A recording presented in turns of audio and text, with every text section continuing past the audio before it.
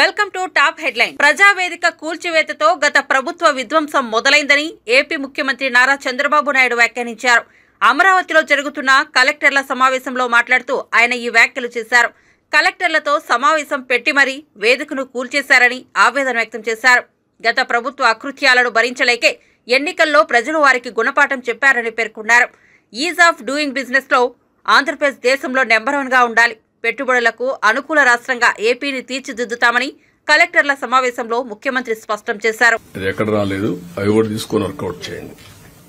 What is the reason అని ఇక్కడ కొన్ని some more focus points I want to place before you. ఎందుకంటే 26% GSTP contribution from industry. Industry రావాలంటే infrastructure కూడా linked కాబట్టి రోడ్స్ ఇవన్నీ కూడా మనం డిస్కస్ చేశాం. ఇంత మునుపు ఎప్పుడు కూడా 6 సంవత్సరాల్లో 5 సంవత్సరాల్లో 4 years ease of doing business we are number 1. First year మాత్రం నెంబర్ 2లో ఉన్నాం. దానికే స్పెషల్ పోర్టల్ కూడా తీసుకొచ్చాం, స్టాండర్డైజేషన్ పెట్టాం, డీమ్డ్ క్లియరెన్స్ కూడా పెట్టాం. So that everybody has to work with in that time అని. ఇక్కడ ఫారెస్ట్ లో కూడా డిప్యూటీ సీఎం గారు ఇక్కడే ఉన్నారు. ఇక్కడ ఫారెస్ట్ డిపార్ట్మెంట్ గుర్తుపెట్టుకోవాల్సిన మెజారిటీ మీ దగ్గర పెండింగ్ ఉన్నాయి. మా నోటీస్కి వచ్చే లోపల మీరు క్లియర్ చేసి ఈవెన్ పబ్లిక్ ఇంట్రెస్ట్ ఉండే ప్రాజెక్ట్స్ కూడా కాలయాపన చేస్తున్నారు. మీరు ఎట్లుంటారంటే అడవుల్ని నరికేస్తా ఉంటే అడవులను తోకుపోతా ఉంటే గమనున్నారు. ఇప్పుడు ఒక ఊరికి రోడ్డు కావాలంటే అడం పడుతున్నారు. దిస్ ఈజ్ వేర్ అప్పుడు మీకు ఎందుకు వచ్చిందో నాకు తెలియదు. ఇవన్నీ అలాంటి యాటిట్యూడ్ ప్రాబ్లమ్స్ ఉన్నాయి. ఇమ్మీడియట్ గా you review Chiranjeevi and then get it done. రెండోది ఇన్ఫ్రాస్ట్రక్చర్ ల్యాండ్ కూడా హౌస్ సైట్స్ కి ఇచ్చేశారు. ఇండస్ట్రీ రావాల్సిన ల్యాండ్ కొనిస్తే పర్లేదు గాని అలాంటి ల్యాండ్ అంతా ఇంటికి ఫ్రీగా ఇచ్చేయాలి, పాపులారిటీ రావాలి అనే చీప్ గిమిక్స్ చేసి మొత్తం ఇండస్ట్రియలైజేషన్ దెబ్బతీసే పరిస్థితికి వచ్చారు. కొన్ని ఏపీఐసి కూడా గ్రాబింగ్ జరిగాయి. నేను ఒకటే చెప్తున్నా, all collectors should be very firm and protect that land. That is where employment generation కి మెయిన్ గా. చాలా మంది ల్యాండ్ ఇవ్వడానికి కూడా ముందుకున్నారు కొన్ని ఏరియాల్లో. If necessary will go for solar ఎనర్జీకి. అవసరమైతే మంచి ఇది దొరికితే మనం రీలింగ్ అవన్నీ కూడా వేసుకుంటూ లైన్స్ వేసుకోవచ్చు.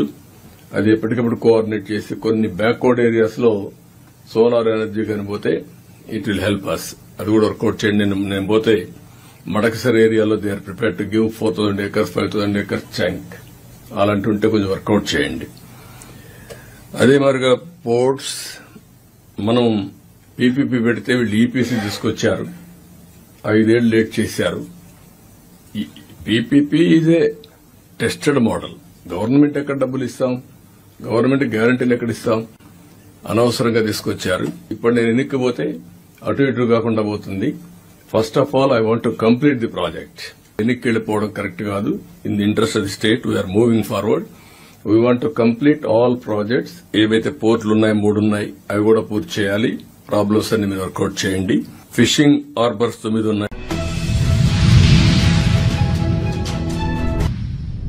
నేర్చుకోవాలనుకునే తపన ఉన్న తన లాంటి వారందరం కలిసి వ్యవస్థలను ముందుకు తీసుకెళ్తామని పేర్కొన్నారు. చంద్రబాబు విజన్ కు ముందుకు తీసుకెళ్తామని తెలిపారు.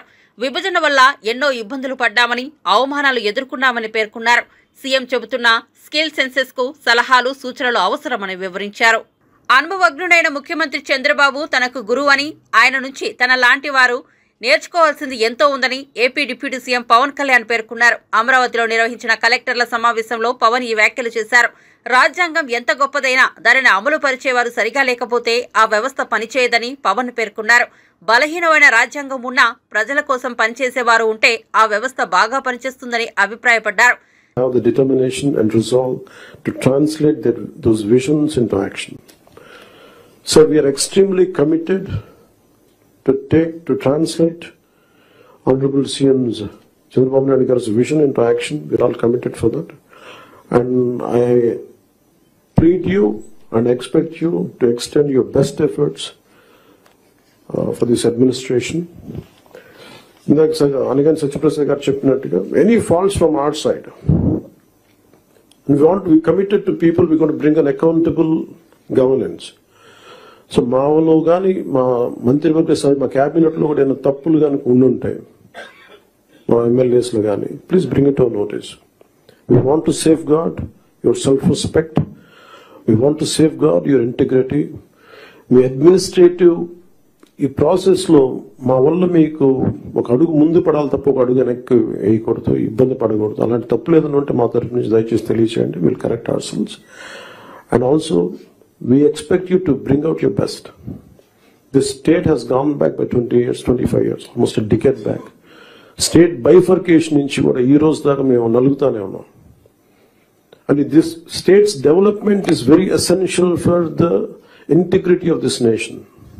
ఎందుకంటే ఇక్కడ కనుక ఏమాత్రం కొంచెం సామాజిక రాజకీయ గొడవలు ఉంటే మన దేశ సమగ్రత కూడా ఇబ్బంది కలిగే పరిస్థితులు ఉంటాయి. ఎందుకంటే చాలా బాధల్లో ఉన్నాం. 20 years we really suffered post bifurcation. అందరం అవమానాలు పడ్డాం, ఇబ్బందులు పడ్డాం, స్టేట్ దాటి మళ్ళీ వచ్చాం. వచ్చిన తర్వాత కింద మీద పడి ఒక గవర్నెన్స్ ఏర్పడితే మళ్ళీ కాదు ఇంకో గవర్నమెంట్ వచ్చి రోడ్లు బోర్డర్లోకి రావాలంటే కూడా మమ్మల్ని అలౌ చేయని పరిస్థితులు, ఇవన్నీ తట్టుకొని దాటుకొని నిలబడి వచ్చాం. So we are very very committed to give a bright future for this state. All of us, ప్రతి political leader they think of demographic dividend. So యువతలో మనకు శక్తి ఉంది అనుకున్నా కానీ యువతని ఎంత బలంగా దిశానిర్దేశం చేయాలనేది ఆనరబుల్ సీఎం గారు మేము మాట్లాడుకున్నప్పుడు ఈ స్కిల్ సెన్సెస్ ఒకటి చాలా ఎసెన్షియల్ అని. So we want you to be a part of it. ఆ స్కిల్ సెన్సెస్ సంబంధించి మీ సలహాలు సూచనలు చాలా చాలా అవసరం. అండ్ 2047 ఇండియా సూపర్ పవర్ కావాలి, నెంబర్ 3కి వెళ్ళాలి అనే భాగంలో ఆంధ్రప్రదేశ్ కూడా వికసిత ఆంధ్రప్రదేశ్ ముందుకెళ్లాలంటే ఈ విషయంలో మేము ప్రభుత్వం అనుకున్న కార్యక్రమం అన్నింటిలో కూడా మీరు మొత్తం సలహాలు సూచనలు ఇవ్వాలని మనస్ఫూర్తిగా తెలియజేసుకుంటూ ఇక్కడికి వచ్చిన ఎమినెంట్ డిస్ట్రిక్ట్ కలెక్టర్స్ కి, డిపార్ట్మెంట్ హెడ్స్ కి, ప్రిన్సిపల్ సెక్రటరీస్ కి మంత్రి.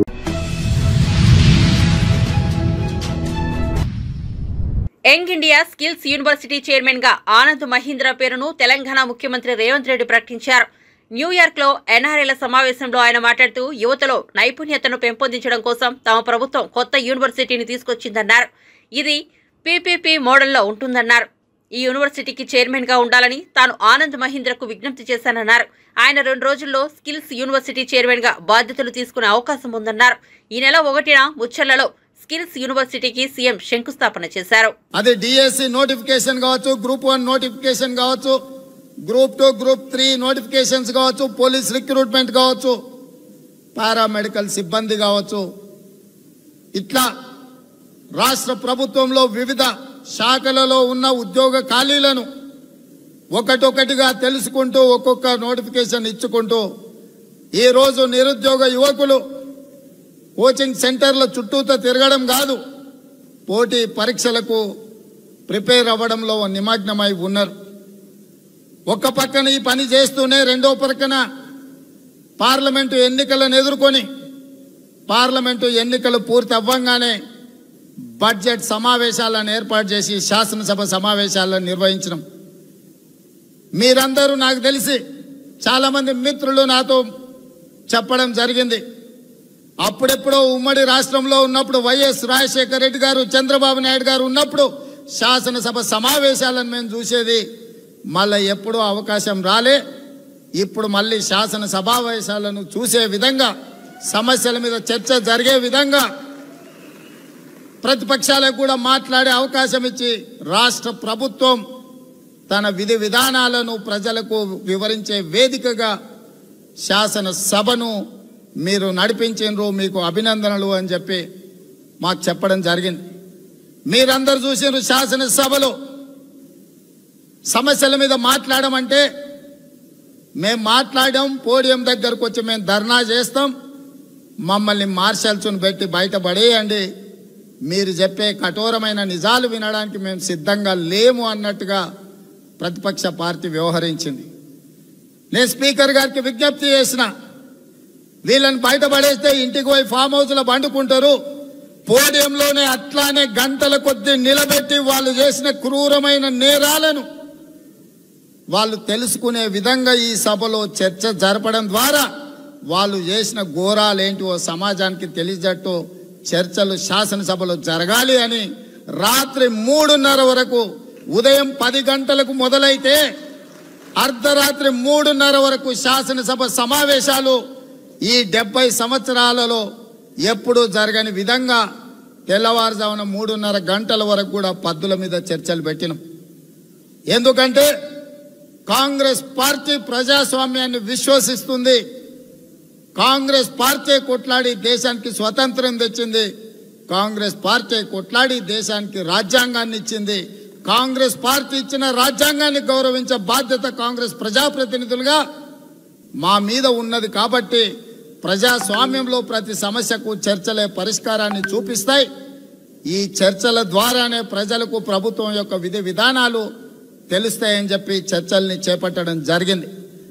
చర్చించడానికి ఏమి లేక చేసిన విషయాలను చెప్పినప్పుడు ప్రజల ముందుగా దోషిగా నిలబడాల్సి వస్తుందని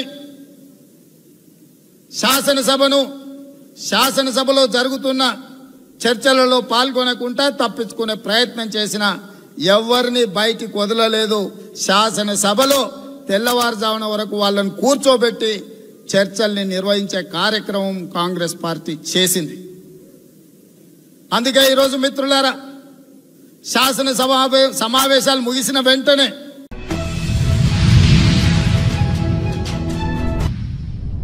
పరిశ్రమలు స్థాపించేందుకు యువత ముందుకు వస్తే రుణాలతో పాటు అన్ని వసతులు కల్పిస్తామని తెలంగాణ ఉప ముఖ్యమంత్రి మల్లుభట్టి విక్రమార్క అన్నారు.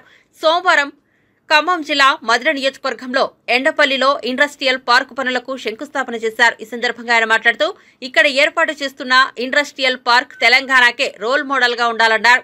సమాజంలోని అన్ని వర్గాలను ప్రోత్సహించాలనే లక్ష్యంతో మధిర పట్టణ విస్తరణకు కావలసిన బైపాస్ రోడ్లు నిర్మిస్తామని చెప్పారు. ఇండస్ట్రియల్ పార్కుకు 44 కోట్లు కేటాయించామన్నారు. విద్య, వ్యవసాయ, పారిశ్రామిక రంగాలకు కేంద్రంగా మధిరను నిలుపుతామన్నారు. గ్రామాల్లో ఉన్నవారు పరిశ్రమల వైపు మళ్లితే ప్రభుత్వం అన్ని రకాలుగా ప్రోత్సాహం ఇచ్చేందుకు సిద్ధంగా ఉందన్నారు.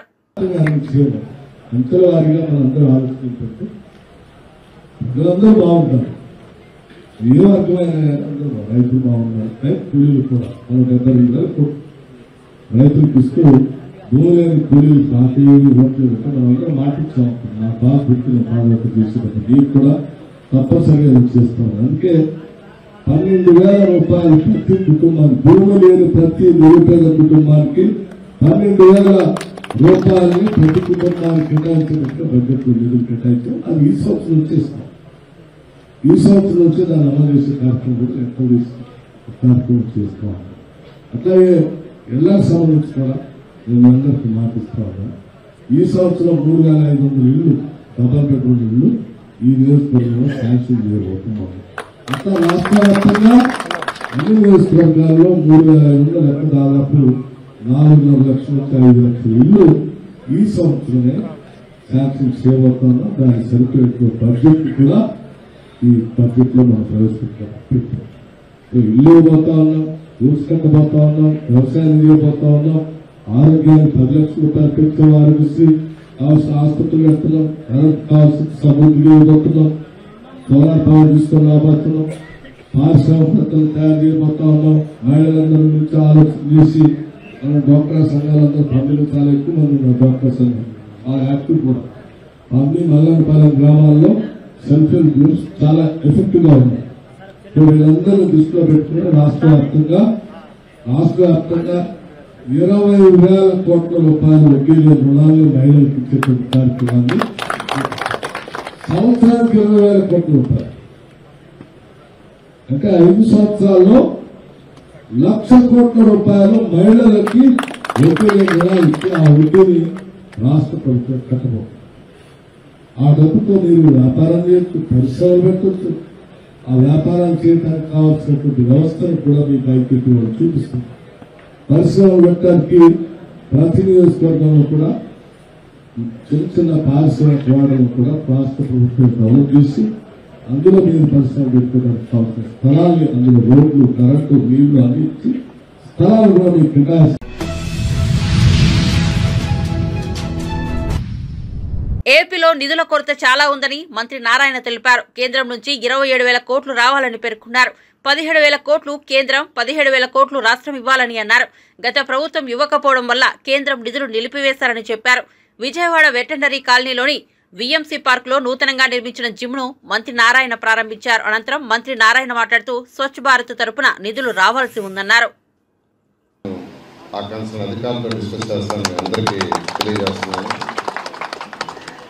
అదేవిధంగా ఎల్ఎన్టీ వాళ్ళు స్టార్ట్ చేసిన వరకు వాటి కంప్లీట్ చేయాల్సి ఉంది. మొన్న ఈ మధ్య ఒక 1 వీక్ బ్యాక్ మున్సిపల్ అధికారులను పిలిచాను నేను. అసలు ఏం జరిగింది, గత 5 సంవత్సరాల్లో ఏమేం చేశారు, ఏమేమి పెండింగ్ వర్క్స్ ఉన్నాయని ఒక రౌండ్ డిస్కస్ చేశాను. నేను మళ్ళా డిస్కస్ చేయాలి. ఇంకోసారి డిస్కస్ చేసిన తర్వాత ప్రజాప్రతినిధులు కూడా పిలిపించి ప్రజాప్రతినిధులు కూడా డిస్కస్ చేసి ఏదైతే మనం నిలిచిపోయిండాయో ఆ వర్క్స్ కొద్దిగా ఫండ్స్, ఇక్కడ మెయిన్ ప్రాబ్లం ఏంటంటే ఫండ్స్. ఈరోజు కేంద్ర ప్రభుత్వం శాంక్షన్ చేసిన ప్రాజెక్ట్స్ 27,000 కోట్ల రూపాయలు ఉన్నాయి. అందులో వాళ్ళు 10,000 కోట్ల రూపాయలు వాళ్ళు ఇవ్వడానికి రెడీగా ఉండాలి. అయితే మన స్టేట్ షేరు 17,000 కోట్లు పెట్టాలి. గత ప్రభుత్వం ఆ షేర్ పెట్టక ఆ ప్రాజెక్ట్స్ అన్నింటినీ వదిలేశారు. అమృత 2 8,000 కోట్ల రూపాయల ప్రాజెక్ట్ 2019 ఫిబ్రవరి నెలలో శాంక్షన్ చేశాం. ఏషియన్ ఇన్ఫ్రాస్ట్రక్చర్ ఇన్వెస్ట్మెంట్ బ్యాంక్ ద్వారా 5,350 కోట్లు. దాంట్లో మన షేర్ ఒక 1,500 ఉంది. మన వాళ్ళు దాన్ని పెట్టక దాన్ని వదిలేశారు. దాని టైం కూడా జూన్కి అయిపోయింది. మళ్ళీ అడుగుతున్నాం, మళ్ళీ దాన్ని రివైజ్ చేయండి, మేము కంప్లీట్ చేస్తాం. అంతేకాకుండా స్వచ్ఛ భారత్లో 2021లో, ఇప్పుడు కాదు 2021లో 2,940 కోట్లు కేంద్ర ప్రభుత్వం శాంక్షన్ చేసింది. దాంట్లో మన స్టేట్ షేర్ 40%, వాళ్ళు 60%. ఫస్ట్ ఇన్స్టాల్మెంట్ 290 కోట్లు రిలీజ్ చేశారు. వాళ్ళు మనం 150 కోట్లు రిలీజ్ చేయాలి మన స్టేట్. వీళ్ళు కేవలం 11 కోట్లు రిలీజ్ చేశారు. మిగతాది రిలీజ్ చేయాల. ఆ ప్రాజెక్ట్ ఆగిపోయింది. అంటే ఆ స్వచ్ఛ భారత్ 2,940 కోట్లు వస్తే బ్రహ్మాండంగా మనం డెవలప్ చేసుకోవచ్చు. ఇలాంటి పరిస్థితుల్లో ఈరోజు మనం ఉన్నాం. వీటన్నిటి మీద కూడా యాక్చువల్గా సీఎం గారితో డిస్కస్ చేస్తున్నాం, కేంద్ర ప్రభుత్వంతో డిస్కస్ చేస్తున్నాం. సీఎం గారు ఎన్ని ఇబ్బందులు ఉన్నా ఇన్ఫ్రాస్ట్రక్చర్ డెవలప్ చేయాలి, సంక్షేమ పథకాలు మనం చెప్పిన ప్రకారం చేస్తూ డెవలప్మెంట్ ఇంపార్టెంట్. డెవలప్మెంట్ లేకుంటే యువతకు భవిష్యత్తు ఉండదు అనే ఉద్దేశంతో మాకు డైరెక్షన్ ఇస్తున్నారు. అయితే కొంత సమయం పడుతుంది ఈ ఫైనాన్షియల్గా. అంతేకాకుండా ముఖ్యమంత్రి గారు నన్ను అడిగాం, మున్సిపల్ కార్పొరేషన్స్ కావచ్చు, మున్సిపాలిటీస్ కావచ్చు, నగర పంచాయతీలు కావచ్చు, వాటిల్లో వచ్చే కలెక్షను మున్సిపాలిటీసే వాడుకునేదిగా.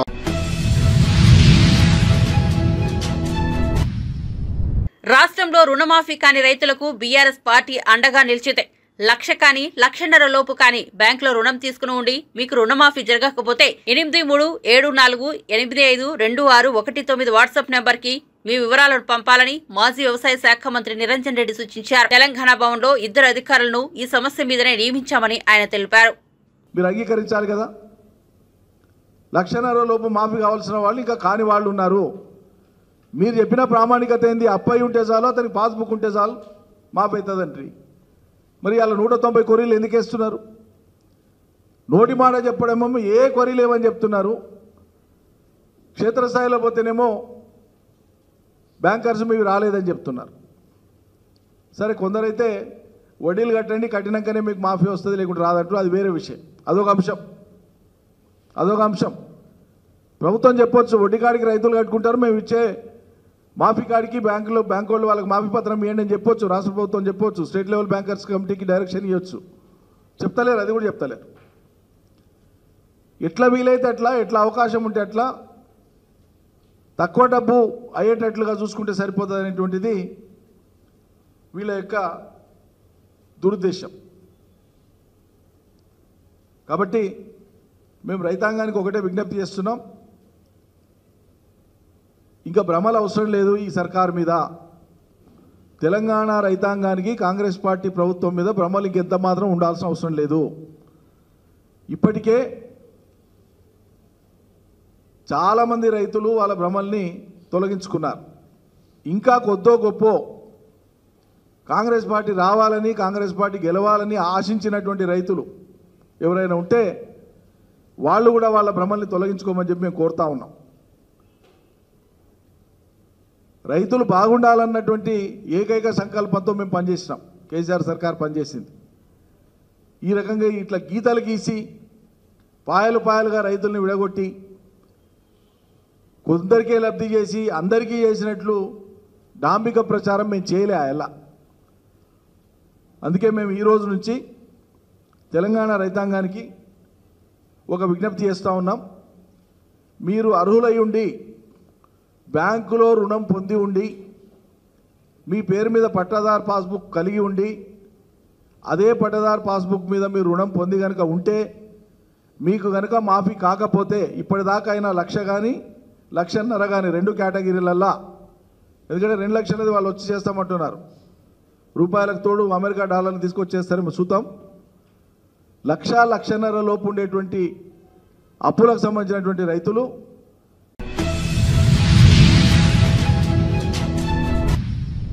తెలంగాణ మంత్రి ఉత్తమ్ కుమార్ రెడ్డి కోదాడలో నీటిపారుదల శాఖ పనితీరుపై సమీక్ష నిర్వహించారు. ఈ సందర్భంగా లిఫ్ట్ ఇరిగేషన్ల పనితీరుపై పలువురు రైతులు మంత్రి దృష్టికి తీసుకొచ్చారు. దీంతో రైతులు లేవనెత్తిన సమస్యలకు అధికారులు సరైన సమాధానం ఇవ్వకపోవడంపై మంత్రి సీరియస్ అయ్యారు.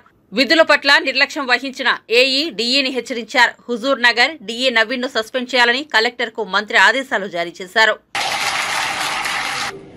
కొంత టైం నుంచి కాలువలో నీళ్లు వదిలిపెట్టలేదు కాబట్టి క్రమక్రమంగా నీళ్లు పెంచడం జరుగుతుంది.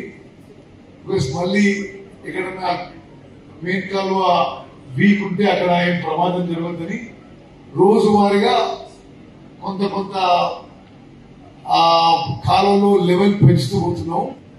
కాలువకి సంబంధించిన అన్ని చెరువులు నింపుకోండి. ఈ లిఫ్ట్ పూర్తి స్థాయిలో పనిచేయాలి. మీకు ఏం జరగకుండానో ఏదో గాలికి చేతులు ఊపుకుంటూ వస్తే మాత్రం మంచి కాదు. ఈ రోజు జరిగిన దాన్ని కూడా కొంతమంది మీద చర్య ఉంటాయి. అది కూడా చెప్తున్నాం మీకు. Significant improvement. ఒక డి పైపు డిస్టర్బ్ అయ్యంటే నీకు టైం దొరకలేదు చూద్దామంటే I won't take very serious action against you. అంటే what else are you taking care of? 1 week నీకు టైం దొరకలేదంటే no, why haven't you gone?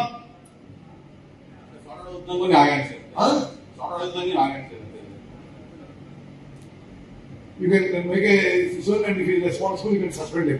Okay, sit down. అంటే 1 week నుంచి ₹1,00,00,000 పెట్టిన లిఫ్టిగేషన్ స్కీమ్ ని ఎవడో పక్క ఊళ్ళో రైతులు పర్మనెంట్ డిస్టర్బ్ చేస్తే నీకు పోయేంత అర్జెన్సీ అనిపించలేదు.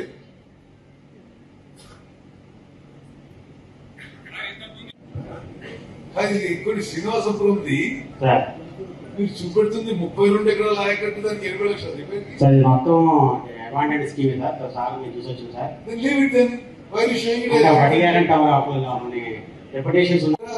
హైదరాబాద్ రిపేర్ అంటారు. అది అంటే what is your purpose? Me purpose ఏంది? ఉండడానికి లిఫ్ట్ నడపడానికి లేకపోతే వేరే పర్పస్ ఉందా? నువ్వు అంటే నీకు పోయేది ఇంపార్టెంట్ అనిపించాలి. దిస్ టూ మచ్ అంటే జైగారు కూడా రాలేదు. ఇమ్మీడియట్లీ అంటే ఇంత ఇష్యూ జరిగితే you did go to the scene. ఎక్కడ మీ ఆఫీస్ ఎక్కడ? Huzurnagar sir. Huzurnagar నుంచి వెళ్ళాను ఇద్దరు. అదే ఆఫీస్ వస్తున్నాను. వస్తున్నా సార్. డిఈ ఓడు నువ్వు ఎస్సీ ఓడు అంటే ఏమనుకోండి మీరు? Should be ashamed of yourself.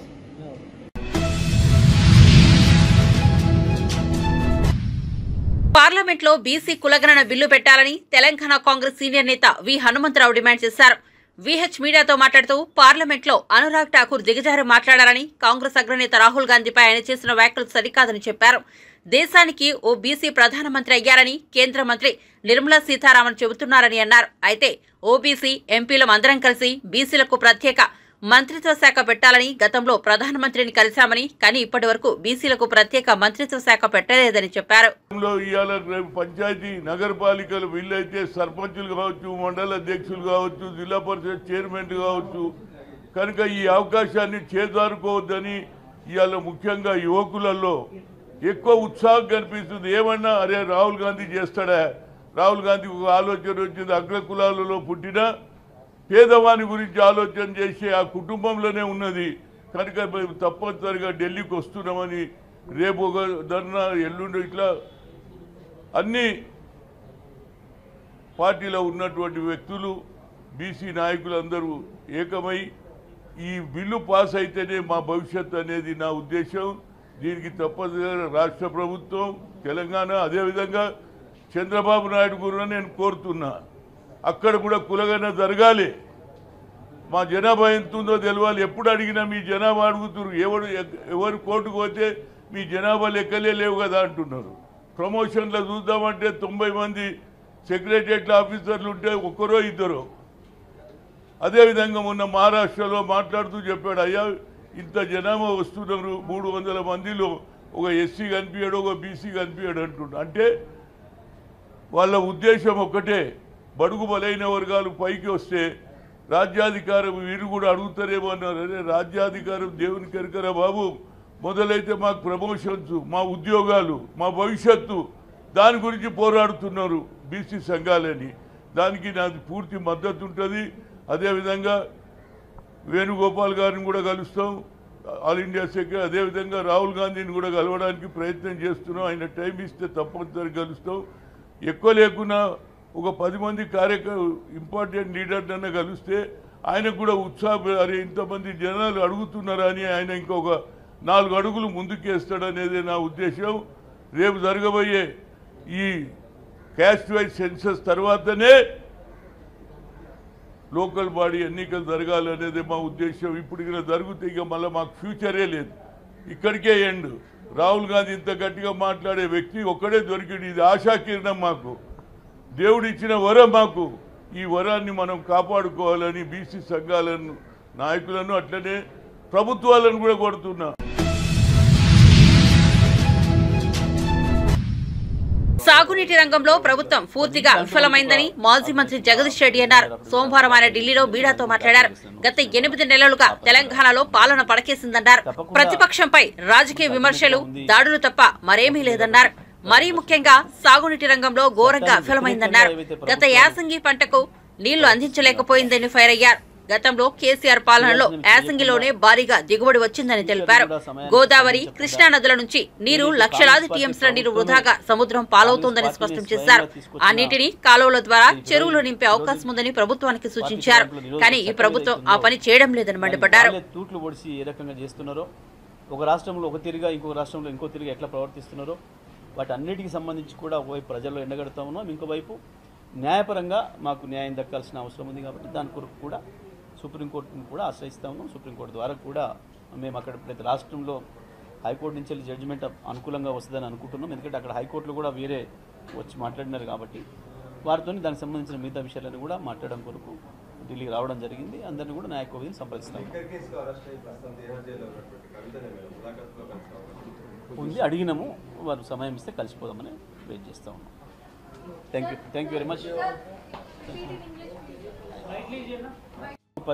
మాలిన పసలేని ఆరోపణలు తప్ప ప్రతిపక్షం పైన, ప్రత్యేకించి కేసీఆర్ గారి పైన, బీఆర్ఎస్ పార్టీ పైన మాట్లాడే మాటలు తప్ప అధికార పార్టీ ప్రభుత్వం ఒక్కటంటే ఒక్క పని ప్రజల సంక్షేమానికి సంబంధించి, రాష్ట్ర అభివృద్ధికి సంబంధించి సోయి లేకుండా ప్రవర్తిస్తూ ఉంది.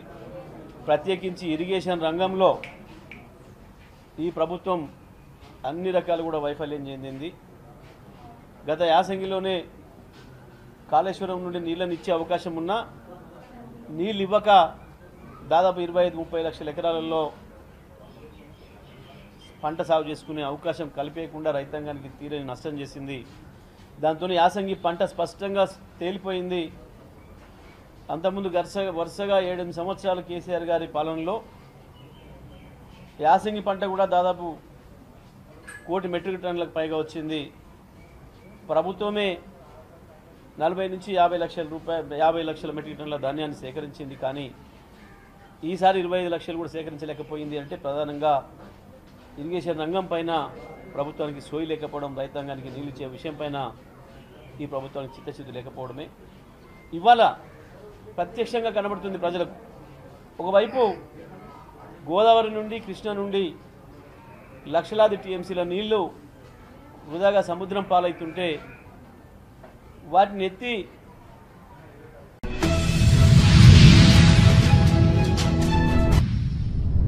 ఎగువన భారీ వర్షాలతో కృష్ణమ్మ పరవలు తొక్కుతోంది. నల్గొండ జిల్లాలోని నాగార్జున సాగర్ డ్యాంకు భారీగా వరద పోటెత్తిన క్రమంలో అధికారులు సోమవారం 6 క్రస్ట్ గేట్లను 5 అడుగుల మేర ఎత్తి నీటిని దిగువకు విడుదల చేశారు. అంతకుముందు ఎస్సీ నాగేశ్వరరావు, సిఈ అనిల్ కుమార్ కృష్ణమ్మకు జలహారతి ఇచ్చారు. తొలుత దిగువ ప్రాంతాల ప్రజలను అప్రమత్తం చేసేందుకు 3 సార్లు సెరైన్ మోగించారు.